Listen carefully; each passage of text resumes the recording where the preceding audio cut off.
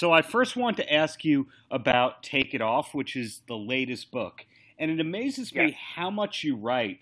As somebody who's been following you since the mid-'90s and the writing that you first were doing for The Islandeer, I'm curious how much of the day you actually spend writing, given how prolific you've been as an author and a freelance writer. I'm pretty much always writing, and I'm always planning and plotting my next project. Even if I find myself awake in the middle of the night, I sometimes even pick up my iPhone, which is right next to my bed, and I'll just start typing up some notes, maybe for like whichever project I'm working on. So I'm pretty much always doing something, whether it's writing on a book or planning a book or writing for a website or a magazine. And I'm even right now, I currently am starting to, because of all the books that I've put out through my own corporation called Greg Prato Writer Corp. I'm also pretty well versed now at formatting and also designing books. So I actually just took on my first project, designing and also formatting someone's book. So I'm doing that now too. So it's really my full-time job, and that's how I pay the bills and everything and support my family. So that's what I do. I just pretty much do it nonstop, and I'm very lucky that it's something that I really enjoy a lot as well. So you're actually able to write or at least work on more than one book at a time? Yes. Usually I'll be working on one and maybe doing interviews for one or two other ones at the same time.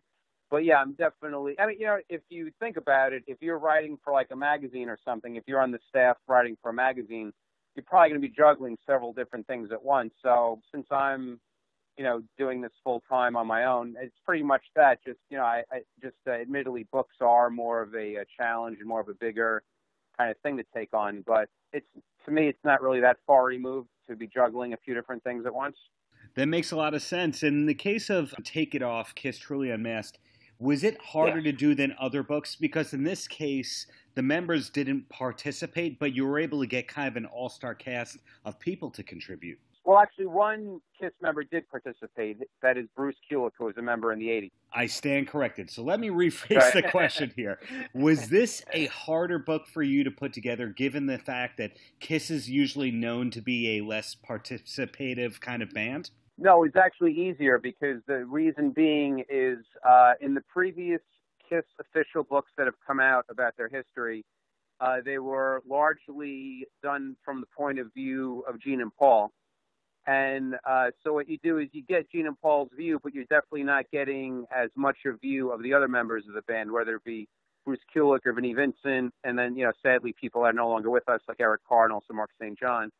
But the way that I looked at it is that we already know Gene and Paul's point of view and their, kind of thoughts on the subject. So what I was more interested in doing is kind of balancing it with also getting the viewpoints of Bruce Kulick and also people that were involved in each project, whether it be producers of the albums or people that directed their videos at the time or songwriters that wrote songs for those specific albums, or as well as fans of the band that are from other bands like Charlie Beniante from Anthrax, Wednesday 13, Derek Sherinian, formerly of Dream Theater, Billy Gould from Faith No More. So the way I look at it, it's kind of like two sides of the coin. We already know Gene and Paul's point of view and their thoughts, and now we're getting the thoughts and point of views from some of the other people that were involved or just fans of the projects as well. Now, on this Farewell Kiss tour, we are seeing a decent amount of non-makeup era songs being featured. Are you a fan primarily of the non-makeup era? No, actually, to be honest, I'm primarily a fan of the 70s makeup era. I like all of KISS in the 70s, then Unmasked and The Elder. I can appreciate it now, but it doesn't stand up to their classic 70s work. But I am a huge fan of Creatures of the Night. I think that's probably in my top 5 KISS albums of all time, even though it was not the original band. But something that I talk about in the book's intro is, although I can't say I'm a fan of all of 80s KISS, if you were to take each album, I will say that each album has at least one or two or three songs that I think if you were to strip off the 80s glossy production and had more of a grittier type sound, I think that those about one or two or three songs of each album could stand up to the 70s classic material. But also what I talk about in the book's intro is during that time, Kiss was my favorite band in the 80s. So even though I'm not necessarily listening to Crazy Nights now as much as I was back in 1987, 1988, I definitely am very familiar with that album. I know it backwards and forward just because I listened to it so much at that period, and at the time reading all the magazine articles and seeing them in concert on that tour. So, it's, although I can't say I'm the biggest fan currently of that era, I definitely do think that it has its valid points, and it definitely does have a huge fan base still, which I talk about as far as currently in the top 10 Spotify listen to Kiss songs. I think 3 or 4 of them are non-makeup era, and of course, like I talked about too, on Sirius Radio, on Hair Nation, you're always going to hear a non-makeup era Kiss song, and also Bruce Kulick still plays Kiss sets, non-makeup era Kiss sets on the Kiss cruises, which get very good response. So, yeah, I think that the non-makeup era still has a very large fan base. And the person who wrote the forward to your book, Chris Jericho, is notably a big non-makeup era Kiss fan. How did he come along in terms of writing this book? Did you approach him, or did somebody from his team catch wind that you were writing it? I have to say that is 100% Bruce Kulick. I interviewed Bruce for the book, and Bruce and I go back a ways because I interviewed him several times over the years. This isn't my first Kiss-based book. I did a book about close to 10 years ago. Yes, I have it on my shelf, I'm glad to say. The Eric Carr book. Yes, exactly. The Eric Carr story. I did that. And we hit it off. We've kept in contact. I've also interviewed him for some of my other projects, such as a book I did a couple of years back called Shredders, which focused on the 80s Shredder guitarist. And I also interviewed him for a book called Survival of the Fittest, Heavy Metal in the 1990s. So we've always kept in contact and everything. And after I interviewed him for this book, I asked him if there was anyone that he could suggest that would be good to do the forward and also the books afterward. And he highly recommended Chris Jericho for the forward, and also Andreas Carlson, who's a pretty well-known producer as far as pop acts, and he also co-wrote songs with Paul Stanley for his solo album a few years back called Live to Win. So those are two pretty good guys. And also, like you just mentioned, probably the biggest example of someone who favors the non-makeup era over the makeup era is actually Chris Jericho, who talks about that at length in the books forward. So had nothing to do with you being a fan of Fozzy or wrestling. It was actually a case of somebody going, this would be a good guy for it, and you taking him up on that? Exactly. That was 100% correct. Interesting. A lot of people would actually be pursuing Jericho to do that. Well, that's wonderful and all that. So going back to the book here, do you have a proudest accomplishment with making this book? In other words, it is the first non-makeup Kiss book out there. Did you write it with that in mind, and do you feel pride about that, or is just a book to you at this point?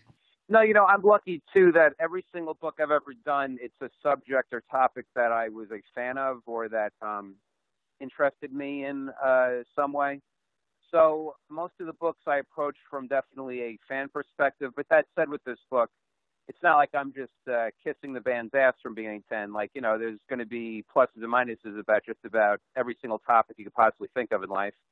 In Kiss in the 80s, of course, they were very popular. They succeeded in reestablishing Kiss at that point because, as most Kiss fans know, in the early 80s, Kiss's popularity definitely plummeted. And in fact, Creatures of the Night, which I mentioned before, which is, I think, one of the best Kiss albums, didn't even sell well, because people were, they were listening. I think Paul Stanley once said a pretty good quote that at that point, a lot of music fans were listening with their eyes rather than with their ears. So the makeup, they just couldn't get past at that point for a lot of people. Each book I do, it's a topic that I'm a fan of or that I find something attractive about. So as far as this book, like I mentioned before, there haven't been those many Kiss non-makeup era books. I don't think there has really ever been one out just focusing solely on this era. So it is definitely a sense of pride that, I was able to find a topic of Kiss or an era that hasn't been written about at length, because a lot of Kiss's eras have been talked about a lot. So, it is definitely a sense of accomplishment and also pride, because I think that Kiss fans will enjoy this. And also, like what I was saying before, the book has its pluses and minuses about the era. It's not just me kissing the ass of this era. What it is it's me showing the good points of this era, that it established the band and everything again. But also there were some things such as you could take a look at some of the lyrics from that time, and they were some of them were definitely a bit misogynistic. So I talked about this with Catherine Turman, who's a very respected heavy metal writer, who co-wrote a very great book for me years back called Louder Than Hell, which is a history of heavy metal. And I asked her about that, and she had some very interesting points to make, with songs such as Burn Bitch Burn and also Dance All Over Your Face, that at the time, for some reason, that was acceptable to be on a rock album.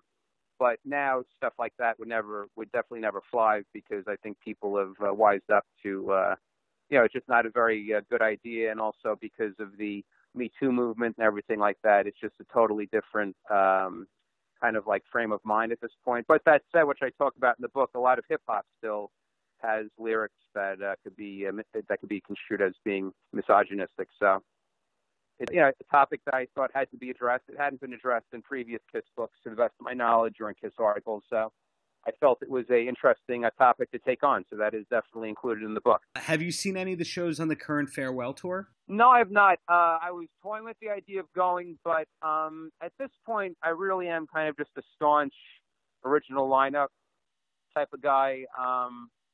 If just for some reason, look, I'm very happy that they're going out on a high note. Everyone that's seeing the current tour has been saying great things about it. Like, I have friends that have seen it, and they said they had a great time and everything like that. But just for me personally, at this point in my life, it's really just the original lineup, or pretty much nothing. So.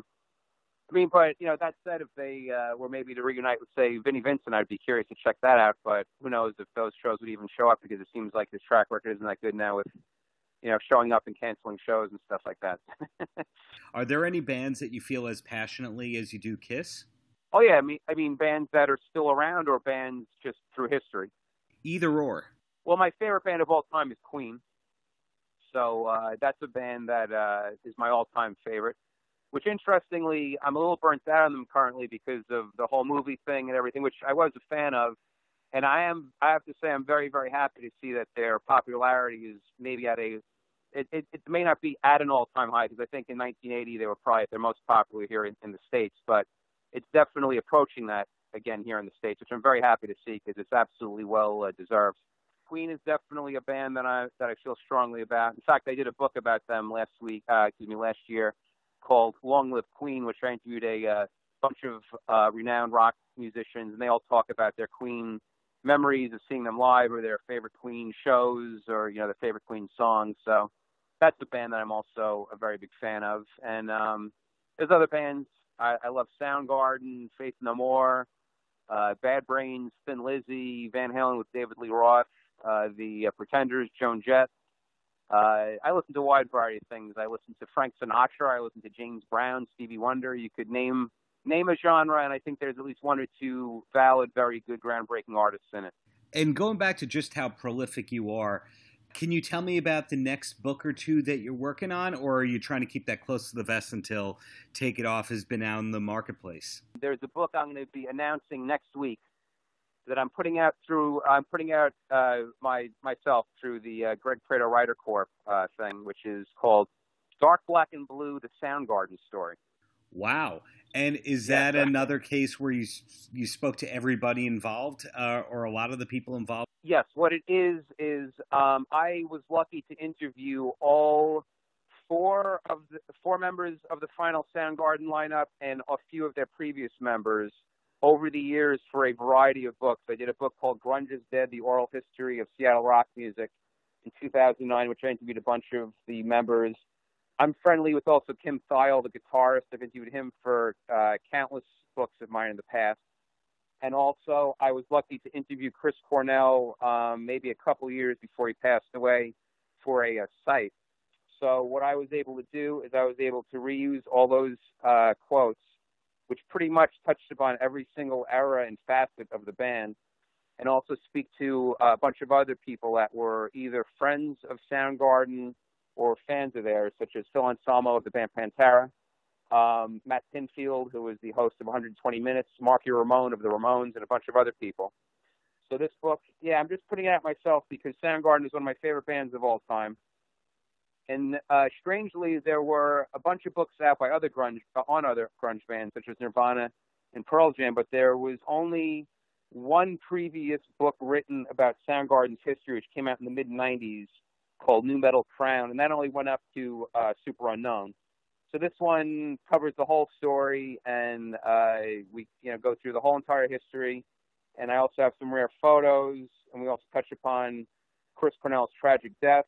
And this book is pretty much from a fan's perspective, but I'm very happy with how it turned out. It should be made available for purchase next week. Were you able to get a Jason Everman interview for the book? He's the one person I did not interview, but I did interview Hiro Yamamoto, who is their original bassist, who played on Screaming Life, Bop, Ultra Mega OK, and also Louder Than Love. So I was able to interview him. I also interviewed Susan Silver, who was their original manager and also ex-wife of Chris Cornell.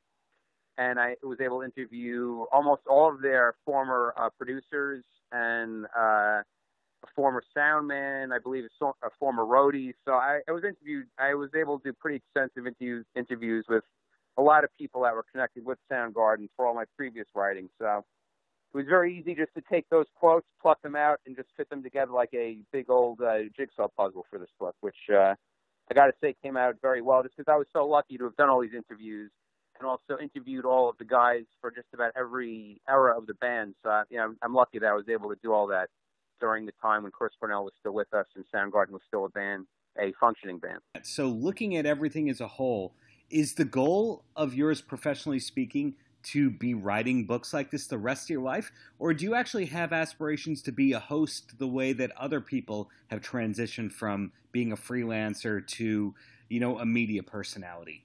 Yeah, I was never offered the option of being a host, but that's something that I would definitely welcome and also embrace. I think that I would enjoy doing that. But for the time being, it's pretty much now just writing books, although I think I do have a few books that would also make good movies if there would ever be someone willing to buy the rights to them and make them into a screenplay and then make them into a movie. My first book I ever wrote was called The Devil on One Shoulder and an Angel on the Other, which was about Shannon Hoon, the original singer of the band Blind Melon. And I think that would make a fantastic movie. And I've even spoken to the surviving band members about it, and they also think it would be a great idea. So, I'm hopeful that maybe one day, when the book first came out, interestingly enough, a screenwriter did get in contact with me, but then it just kind of fizzled out. I think it was just a scam pretty much. But, I'm hoping that one day someone will, take it on, because it's a very highly rated book on Amazon. It has over 100 reviews, and I think like 99% of them are all 5 or 4-star reviews. And it's probably my best-selling book also. It's a pretty consistent seller, and I'm always getting email and comments from people online saying that how much they love it. So I definitely think that's a book that would make a great film someday if someone would want to take a look at that and consider that. Great. Well, hopefully that happens as well. But in closing, Greg, any last words for the kids? I would say if you want to read about rock and roll, why not consider a Greg Prato book? And you can do that. Look up my name on Amazon. You'll find all my books that way. And you can also check out my Twitter page, which is twitter.com/Greg Prato Writer, because I always post whichever my current latest interviews are, because I write for a bunch of websites and magazines. I write for Vintage Guitar Magazine, Song Facts, Brave Words, Heavy Consequence, and a bunch of other outlets. So I'm always posting my most current interviews there. And I also post whatever project that I'm about to announce as well. So I guess those are the two places people should point their peepers to.